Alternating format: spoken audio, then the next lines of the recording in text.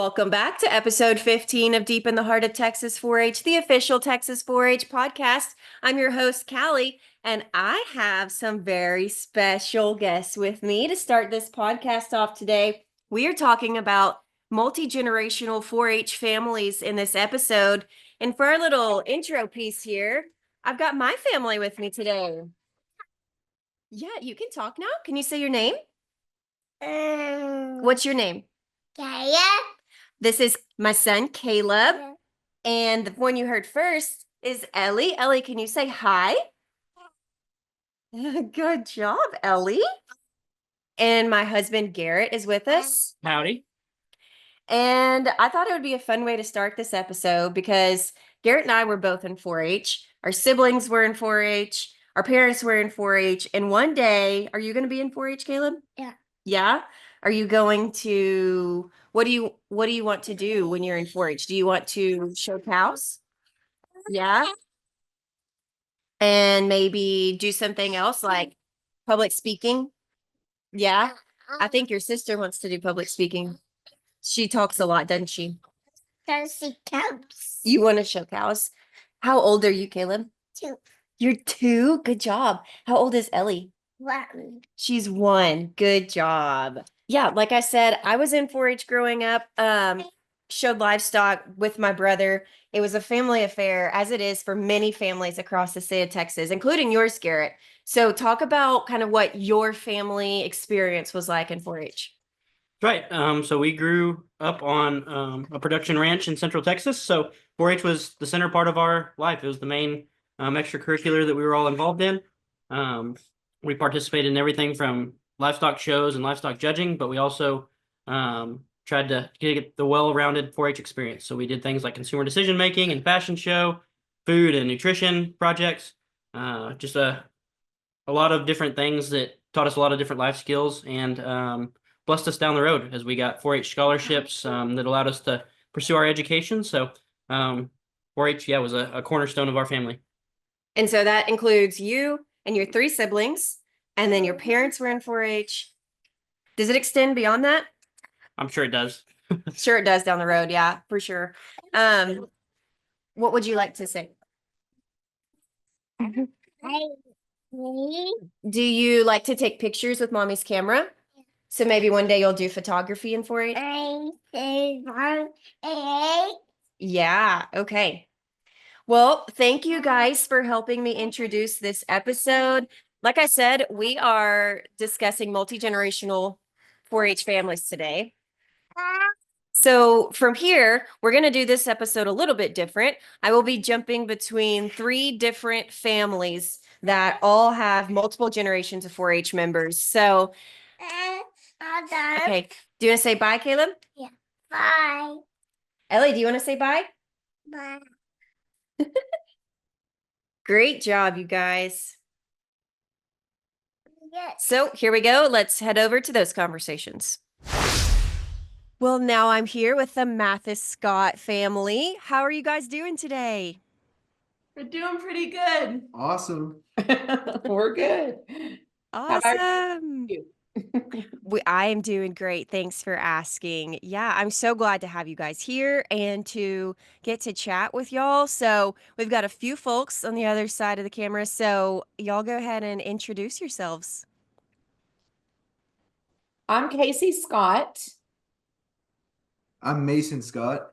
I'm Lainey Scott.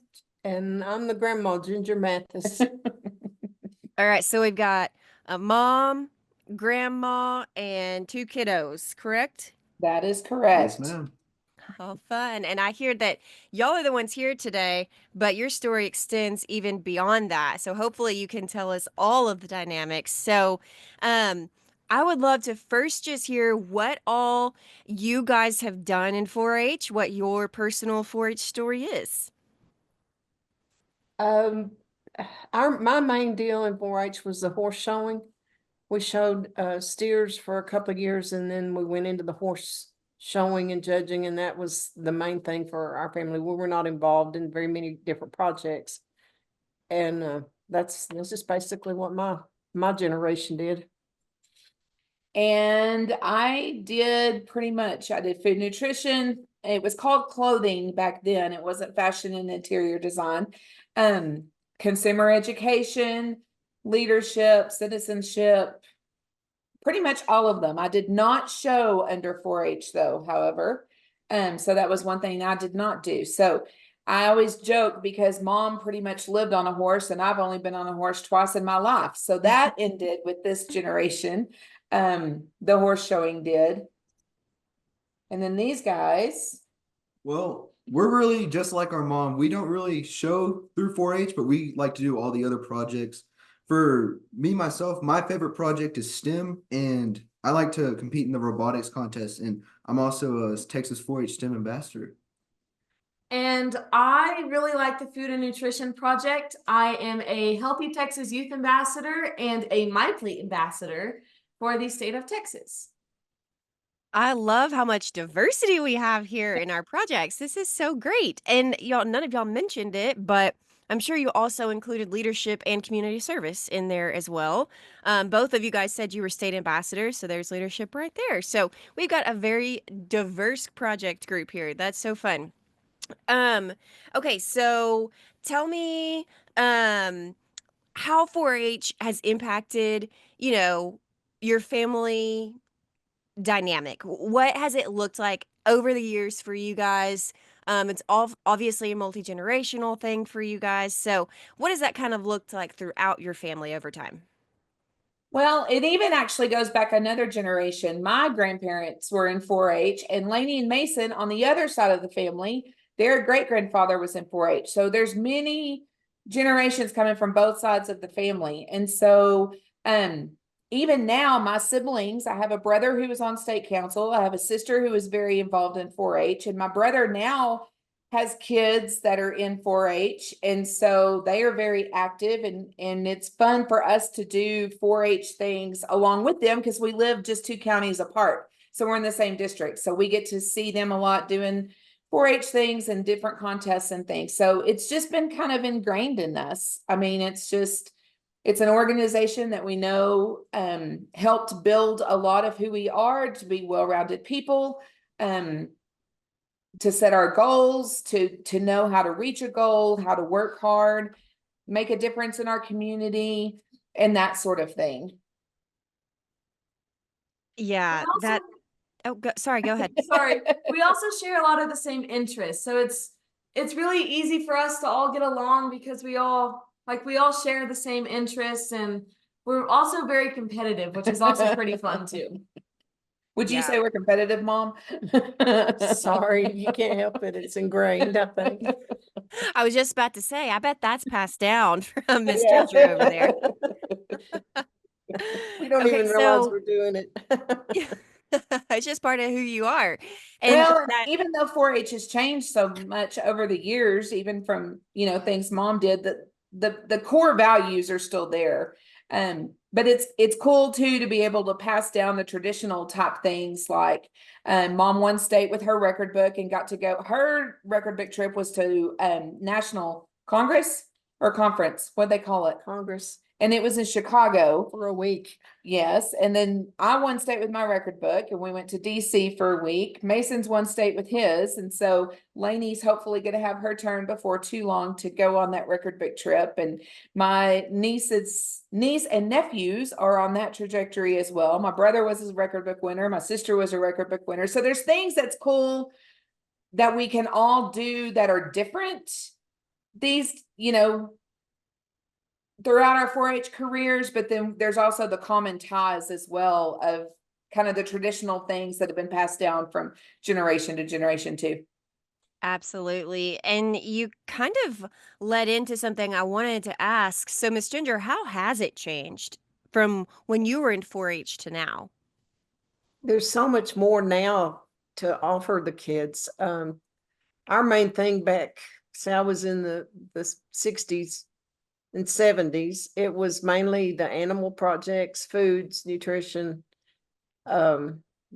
That's basically the projects. There weren't there's so much more now for the kids to do and be involved in and learn from.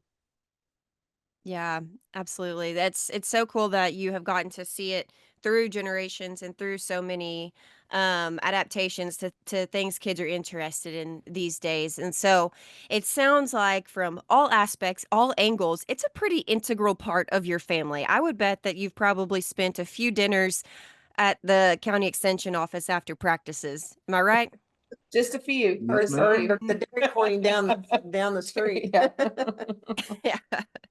So how would you say that it really has become an integral part of your family, and maybe that means in your schedule or just, the way y'all go about your daily lives or anything like that? Well, for us, especially me and Lainey are twins, so we've been able to compete at the same level on the same team all the way through 4-H in every age division. So we've really been working together, and it's really helped us grow together and like limit the amount of times that we fight and just help us. Well, Sorry. Bless our hearts if we limited it. Sorry, Mace. it just helps us to get to form a stronger bond together, really. Well, and I feel like we have that bond with all of our family in 4-H too, because, we all have that common tie. And we're very fortunate. I think Mom mentioned earlier, it's like a village. And so it's not uncommon to have Mom come judge 4-H events now and, help haul all of her grandkids around everywhere, or, anything we need us to do. They even made the trip to Houston last week, went down there, turned around and came back for the ag robotics competition. So, it's just neat to have the multi-generational support as well. Absolutely. Yeah. That's so fun. And I'm sorry we all laughed, Mason. I too have a brother. And while I'm sure it limits the amount you fight, you probably still fight a little bit. Just a little bit. Yeah. Yes, ma'am. Yeah. It's just what siblings do. Well, you know, I think that the family aspect is unique in 4-H. We talk about that a lot, right? But we often don't say why. And so, how would you guys say that family is really ingrained in 4-H? Well, I think in order to be the most successful you can be through 4-H and to get the most out of it, the whole family needs to be involved. You have, parents serving as coaches and adult leaders and chaperones, and there's a lot of roles of involvement there that parents can get involved in, and then just being there for the kids as they are doing their project work. And a lot of our projects are done individually on your own, not necessarily an organized event from the extension office either. There's a mixture of all of that going on. So I think it's very important to have the family support and it be an actual family project. It takes a village. That it does. That it does. Definitely takes a village. Well, Mathis-Scott family, thank you guys so much. This was so fun to hear about the multi-generational aspect of 4-H in your family. Before I let you guys go enjoy the rest of your day, is there anything else that you would like to tell the folks listening? Just find something that interests you and go try it once. I always laugh. My dad was not in 4-H, but yet he was always there to support us and everything as well. And he always told me he wanted me to try rifle shooting. And I didn't want to go do that at all. And he said, just try it once. If you don't like it, then you don't have to do it again. And if you like it, then that's great. I pulled that trigger once and I fell in love with it. And I did rifle throughout my entire 4-H career. So just always try something at least once. And if you like it, great. And if you don't, you at least tried it. Get involved. Try, like I say, try new things and make new friends. The more people and family members you have behind you supporting you, the more motivated you're going to be in whatever you're doing. Love that. Love that. All right. Well, awesome, you guys. Thanks so much again for being here, and we'll see y'all down the road. Thank you. Thanks, Thank Callie. you. Thank you. Welcome to the Igo-Fincke family. Thank you guys for being here. How are y'all doing today? We're good. Thank you, Kelly. Good. Well, thanks for being here again. If everyone could just go ahead and introduce yourselves, because we've got a few folks. So tell me who you are and where you fit in this generational family. Kevin Igo. I'm a father of Jessica and grandfather of Peyton. And I'm Jessica Fink. I am like you said, his daughter and a mother of a first-year 4-H member. My name's Peyton Fink. I'm 9 years old. And I'm Roxy Igo, and I am Jessica's mom and Peyton's grandmother. Fantastic. Love this generational group that we've got here. So first I would just love to hear y'all kind of telling me before where you were in 4-H, or Peyton, where you currently are in 4-H, and then what you were involved in or what you are currently involved in. I'll start. I'm Kevin. I started 4-H when I was probably 9 years old, like Peyton. Started out with a steer project.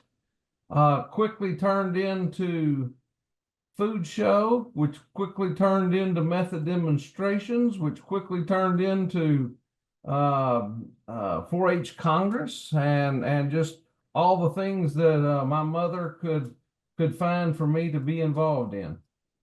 And then I grew up in Hill County 4-H and was an active member. I started in 3rd grade and was in 4-H for the 10 years. I started showing steers and heifers and dairy judging my first year. And then I added food show and livestock judging, meat judging, and even method demonstrations and competing at the state contest.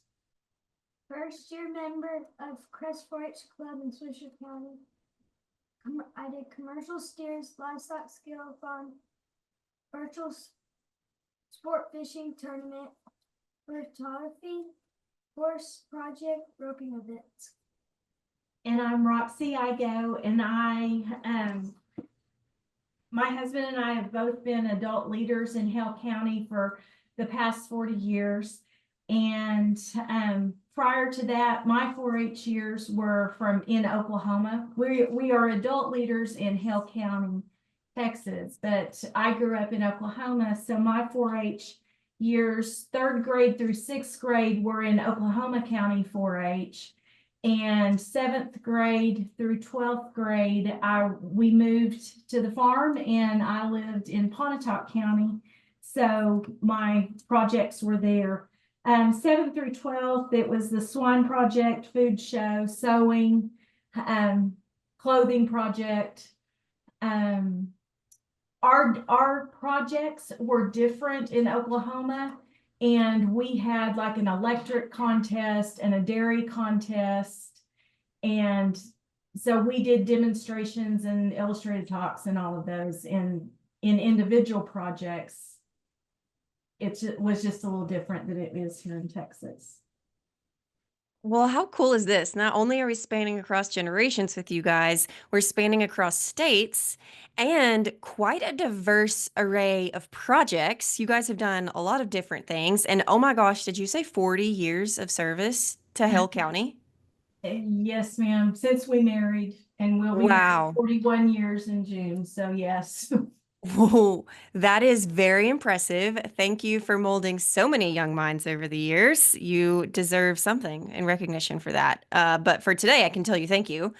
And then Peyton, it sounds like the trend here is that you start in 1 or 2 things, and then you get involved in 5 and 6 and 7 other things as the years go on. So can't wait to see what your journey looks like down the road. Yes, ma'am. So you guys have been doing this for a long time, doing a lot of different things for a long time, obviously as part of your family. So how do you think that being so involved in 4-H has impacted your family dynamic? In all these projects, I participate in, I have depend on my family for help, support, and rides to practice and contests. as the father, as the father of or grandfather of this clan, uh, uh, the participation, like Peyton just said, is a family event. And it's not just the mom or the dad, it's the brother that's not old enough to be in 4-H yet. It's all encompassing. And not only is it a family affair, but I mean it's your neighbors, it's the people you go to school with, it's people that you walk a daily life with. So it's all encompassing, and it helps build relationships, not only within the family, but on your surrounding family members as well. As the mom and grandmother, I would say that 4-H was a very, very important part of our family and what we did together. And I think that it really helped facilitate the learning of different leadership skills. Growing up in 4-H, Kevin and I both knew how important it was to us to have our children involved in 4-H. And Jessica is one of our 3 children, and each one of them was involved in different projects. Our son went more the horse route, and I mean, he was made to do food show and some other things that he might not have enjoyed as much. But it was a very important part of our family, and helped our children develop leadership skills that they use in their adult lives now. And that's why it's so exciting to see Peyton start. It thrilled my heart, to be honest, to watch him succeed in his projects this year, because to us, it is very important. It's a very important part of the family. And I would add that, you know, growing up, it was not really, we had the option, but not really, of participating in 4-H because it was so important to my parents. And from that, my husband and I, we both were involved members of our 4-H clubs. And so with everything that we learned and gained, we knew that that was really important to pass on to our boys and get them involved early, because those lessons you start learning in 3rd grade carry with you throughout life. And so it's not just family, it's the adopted kids that you gain along the way, that it's not just your blood family, but it's your 4-H family. Yeah, absolutely. I'm kind of with you, Jessica. It wasn't really a choice for me. Not that I would have chosen no, but it was a here's what we do kind of thing. And that's the story for a lot of our families, but not for all 4-H members, right? And so I love how passionate you seem, Mrs. Igo, when you talk about that, and when it comes through in you know, seeing your grandson succeed. And I think when a family really dives into 4-H, like it seems like you guys have, and everybody does it, like you guys have said, it really does become an integral part, and it's just what you do. It's what you talk about around the dinner table, and then you spend, you know, dinners in the car going to one practice or another, or a stock show, or you know, so it takes time and it takes dedication. And so you've kind of talked about the importance in the relationships, but why over years, you know, have y'all allowed it to be really such an integral part of your family, and kind of molding, you know, your time? 4-H is important to my family because we always want to be better than we were yesterday. Kind of like the 4-H motto, to make the best better. Peyton, I just have to say, you have the best answers, and I think you should take my job one day. You know, as the father here, I'm excited to hear Peyton preparing for this interview, because we've watched our children learn the importance of setting standards, We've watched them be successful not only in method demonstrations and food shows and livestock, but we've seen them be successful in getting scholarships. And Jessica had mentioned her and her husband have both were successful in 4-H. And you know, Roxy and I have friends today from 45 years ago that we grew up with in 4-H. So it is a multi-generational deal that we see an importance in passing along as well. Yeah, absolutely. And I would love to hear from y'all's perspective how 4-H has changed from when you were in it. And I know, Mrs. Igo, you said that in Oklahoma it's quite different, but just in general, you know, how has 4-H changed from when you were a member to now where your grandkids are?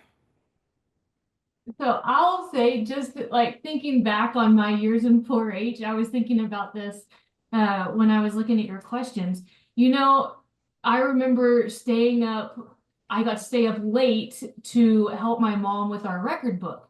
And it was back before the computer. We were typing it on a typewriter kind of thing. It was before it was electronic. And so just remembering that green book that we had to put together and making sure we got all the pictures printed at the Photoshop and everything. It was just, it's come a long ways, and it's a whole lot different submitting things for my son and getting things entered than it was when I was going through it. And so it's just those memories that were made. There's some that are still being made like that. So working with him on his commercial steer record book, it was bringing back those memories this winter of my record book days. And so it's just things like that that have changed, but are still consistent.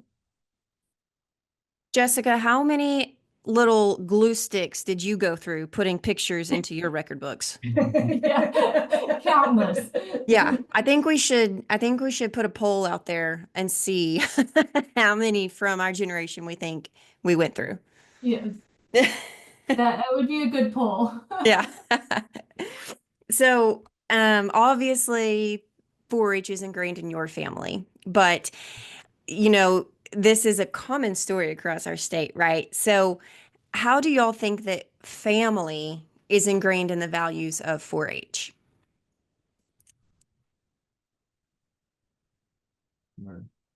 Well, I think that 4-H is something that you do together as a family. So when you are doing it together, I mean, you're making memories together. And I mean, we have our son and his family who just returned from Austin and Houston livestock shows. And, you know, we talk about, I'm proud of the village that they have in helping raise their children, because your stock show family is also your 4-H family or your FFA family. And so those, it's an important part of your family and other families in your community growing together. But it's something that you do together as a family. And we think it is very important. Kevin and I have sponsored an award here in our county that's called the Igo Family Award, that's in memory of his parents, because Kevin's parents were also adult leaders here in Hale County. And so we give that award to a family where the whole family is working together to support 4-H in Hale County. And so 4-H is a family working together to help your children learn values and responsibilities that and make memories along the way. 4-H is not just for kids. My brother is a Clover kid, and my parents are adult volunteers. My entire family benefits from the 4-H program. You asked a question, Callie, about what has changed. And Roxy and Peyton are correct. It is about family still. But one of the things that I have noticed over the years is back when Roxy and I were in 4-H, the scope of projects were few, but you really concentrated on those and became very skilled in your public speaking or your cooking or your sewing or your livestock. Today, 4-H is a much broader field, and to jump on that same idea, family dynamics have changed in 40 years. And one of the things I'm really proud about 4-H, and I was on the 4-H foundation, but one of the things I'm really proud about 4-H is its inclusivity, I guess is a true word, but we're reaching out to kids that maybe don't have the same family dynamics that we have or had, and yet as a community, we come to lift a lot of kids up where used to it was the family was a nucleus, and now 4-H is involving or embracing kids who wouldn't normally have that same opportunity. Yeah, absolutely. And I really love that you brought up that point because, we've talked about family so much. Obviously, that's what this whole episode is about. And I too agree that it does look different in many cases than it did years ago. And so the ability for youth to come in that might not have that same story, right, is really unique to our organization, and that they have the same opportunities. And so while we love our family aspect, want to get that message across too, that we want every youth to come take a chance in 4-H and see what they can achieve. So, well, you guys have just absolutely knocked this out of the park. I love talking to y'all. I could talk to y'all for so much longer. Thank you for what you're doing in 4-H, and good luck, Peyton, and the rest of your time in 4-H. I expect some big things out of you. I'll be looking for your name on things. Do y'all have anything else that you would like to share before I let y'all go? I would just say that I think that 4-H is such an important part of how I grew up, and it's something that I want my boys to experience, the joy and the frustration and the wins and the losses, but the real camaraderie that's brought about through 4-H. And I look forward to being in my parents' shoes and getting to experience it with my grandkids someday. Fantastic. Well, thank you so much, Igo-Fincke family. Thank you, Callie. We Thank appreciate you. it. Appreciate your work on this. Welcome to the Schott family. We are so glad to have you guys on next. So how are you guys doing? Good. Great. Woohoo! All right, we have got a big crowd with us today. So you guys go ahead and introduce yourselves to us. Madeline Schott. I'm the grandma, and I was in 4-H in Medina County growing up, and I was in it for 10 years. And we had a very small group, like 12 people, but we had a lot of fun. So we did sewing and cooking and public speaking, and went to camp and went to state roundup. And that's about it. And I'm Hank Schott. I'm the oldest son, and I started 4-H when I was 9, and I guess through senior in high school. And I was an officer in the club, and I showed pigs and steers and turkeys, and participated in camps and shooting sports and photography and cooking. Howdy, I'm Katie, and I was in 4-H for 10 years also. And in those 10 years, I showed pigs and chickens and turkeys and steers and heifers. And I was involved in public speaking and livestock judging, and held many leadership positions within our club.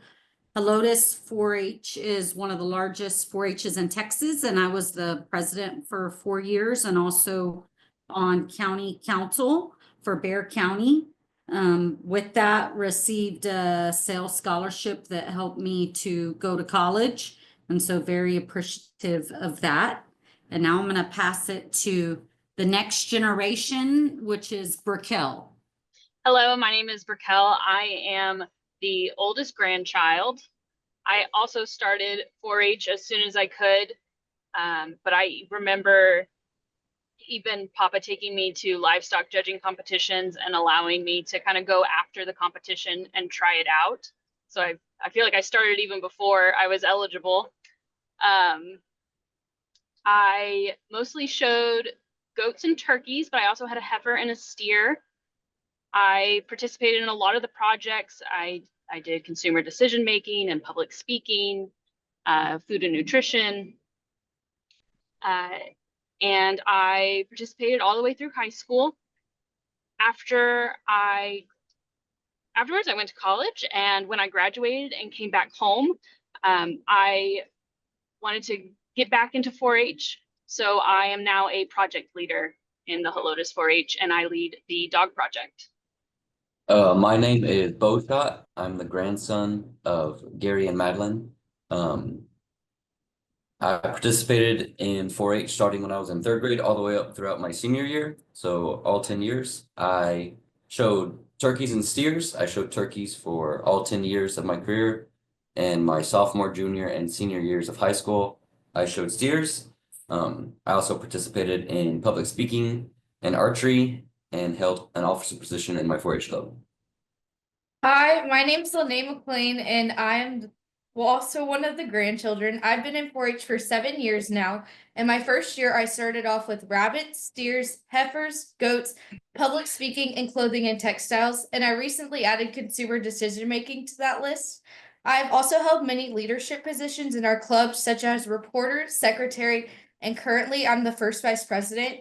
And also this past year, I was selected to be a Texas 4-H livestock ambassador.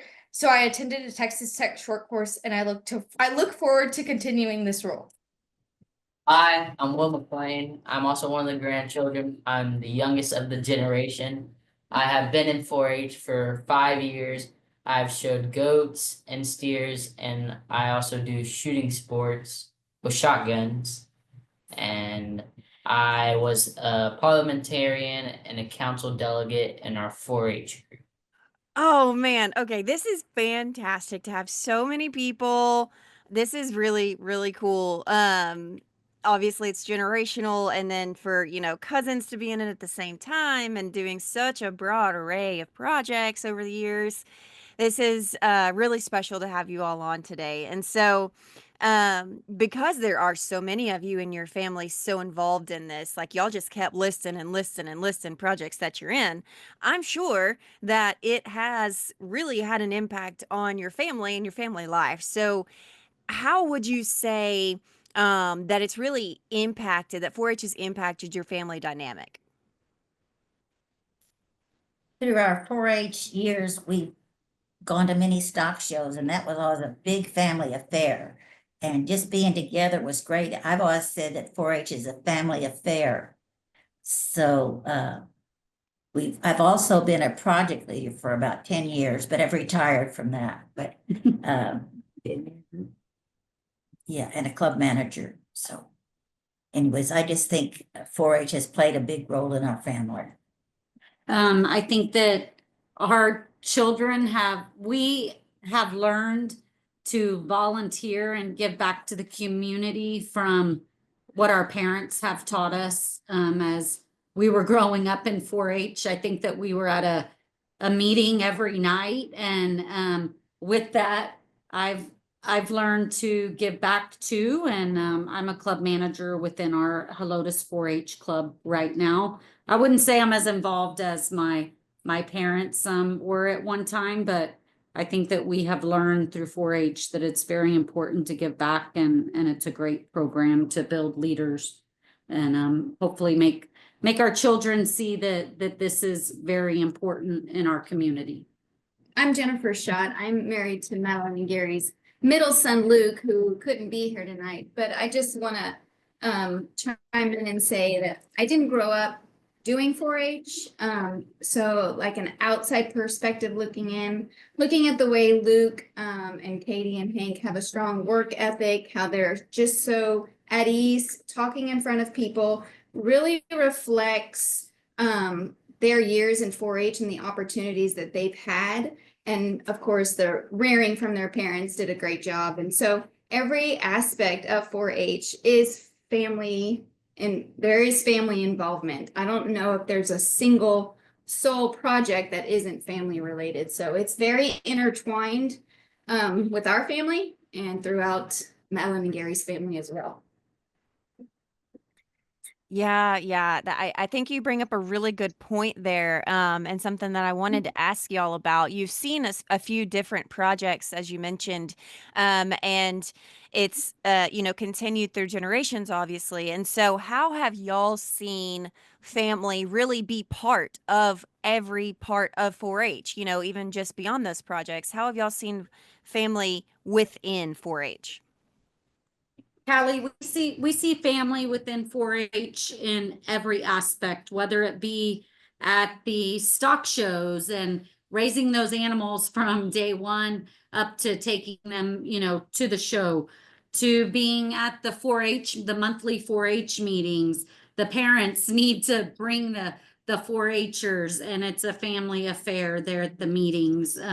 Every project that you do in 4-H, whether it's animal or non-animal, family is the key focus to making each project successful. Yeah, absolutely. And that seems to be the story that each family has said, that you can't do 4-H without family. It's just part of it. And sometimes, we brought up recently that sometimes that's the family that you create in 4-H. Because we all know that those friendships are so long lasting.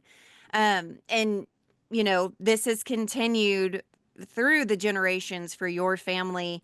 And you kind of touched on this earlier, but why have y'all chosen to continue this? With each generation, you choose to involve your children in it. So why have y'all chosen to allow it to be such an integral part of your family? I think we chose to keep our children in 4-H because it creates strong leaders and confident children, and then they're surrounded by children that are with their families also. So the friends that they make through it, you get to know their parents by default also. So your kids aren't engaging with kids that you don't know anything about. You get to know them through the projects, and you're around their families so much. It's just a good way to keep not tabs on your children, but get them involved with other like-minded people. I think that here within our family, my dad is a farmer rancher, and I think that 4-H the roots are within agriculture. And I think that keeping our kids involved in 4-H has also helped us to keep that agricultural mindset going, help them to learn about that.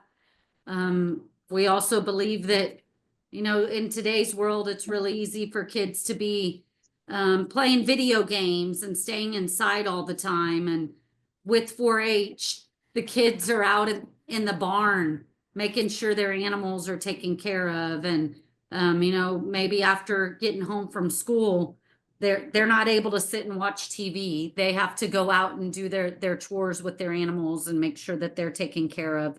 And we really like that aspect of 4-H, teaching responsibility and time management, project management, and I think the list goes on. And I'll also add that Madeline and Gary were instrumental in the creation of the Helotes 4-H, I think in 1963, in 1963. So this is a legacy that's been over, goodness, 60 something years, 62 years. And, you know, we're proud to carry that on and be a part of such an accomplishment.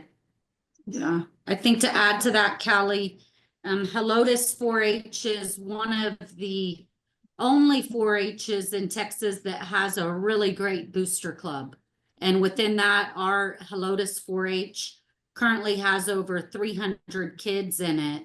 And this booster club promotes and allows for the 4-H to have a building to meet at. And we have the booster club has 60 acres on the Medina River, just a place that, you know, maybe someday can be a 4-H camp for all the kids here in the surrounding area. So we're very blessed to have what we have in Helotes 4-H.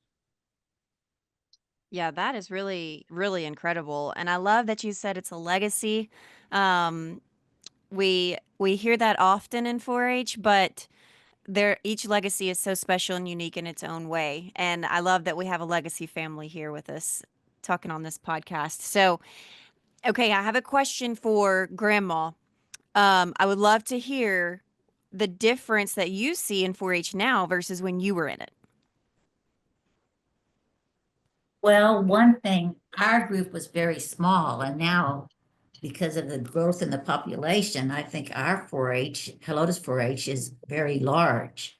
And when we were in our 4-H, everybody knew each other. And matter of fact, some of us were related. But in Helotes 4-H, the kids really don't know each other. They learn each other's when they're at projects or different events we have. So that's one thing different. And I just think that 4-H has come a long way. And I know there's so many good projects that we need to learn about and know about. Yeah, absolutely. Absolutely. It's grown and it will continue to grow. Well, Schott family, thank you so much for being on with me today. Are there any parting words that you'd like to leave with us?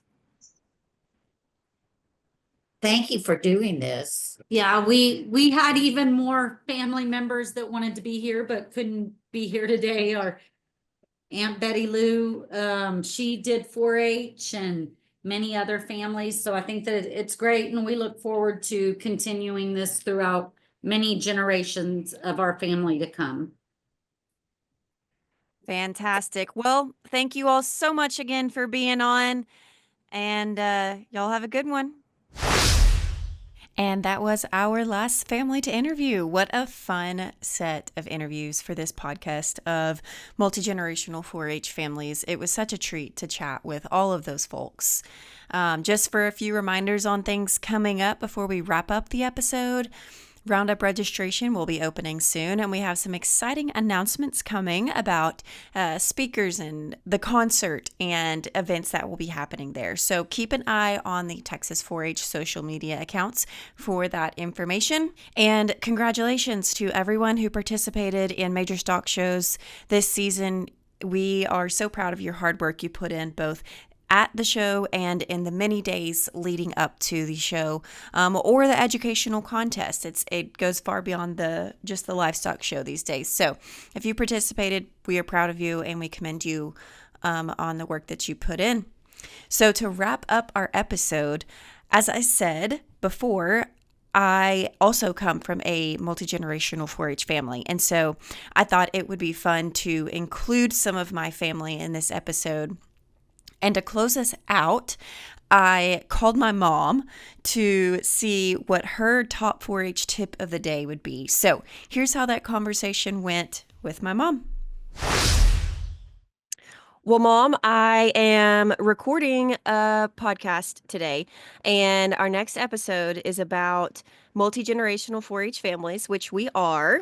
dating back to your parents, and then you had Casey and I in it. And so I just wanted to say thanks for raising me in the barn and in the 4-H program. I think it really made a difference in who I am and our family. And so, because of that, I would love if you would share our top 4-H tip of the day today. I did. Okay, let me think. Well, Callie, I feel like that it was such an invaluable experience for parents to be involved with their children in every project, to encourage them and motivate them, teach them responsibility, is one of the largest parts that I can suggest are so important.